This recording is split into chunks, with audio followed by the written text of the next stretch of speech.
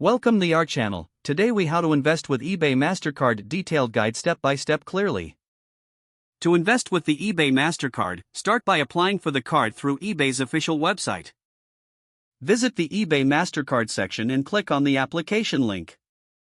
Fill out the required personal information, including your name, address, and social security number. Provide your financial details, such as your income and employment information. Review the terms and conditions before submitting your application. Wait for approval, which usually takes just a few minutes. Once approved, activate your eBay Mastercard following the instructions in your welcome package. Log into your eBay account and link your eBay Mastercard to your account. Familiarize yourself with the rewards program associated with the eBay Mastercard. Plan your purchases on eBay to maximize cashback and points earned with the card. Set up automatic payments for recurring eBay purchases to ensure consistent rewards accumulation. Monitor your account regularly to track earnings and manage spending. Use the rewards earned to make future purchases on eBay or to pay down your balance. Consider using your eBay Mastercard for other online and in-store purchases to earn additional rewards. Review your account statements monthly to stay informed on your spending and rewards.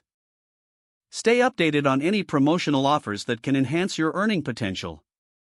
Be responsible with your spending to avoid high interest charges associated with credit cards. Utilize the eBay Mastercard for investments that align with your interests and hobbies. By following these steps, you can effectively invest using your eBay Mastercard while benefiting from its rewards program. If the page does not load, refresh the browser or try again in a private or incognito window. Make sure you are using the correct email address, then retype it carefully to avoid small typos. If your password is not accepted, use the reset option and create a new strong password you can remember. Check your spam folder for verification or security emails, then complete any requested confirmation steps. Enable two-factor authentication if available to improve account security and reduce unauthorized access risk.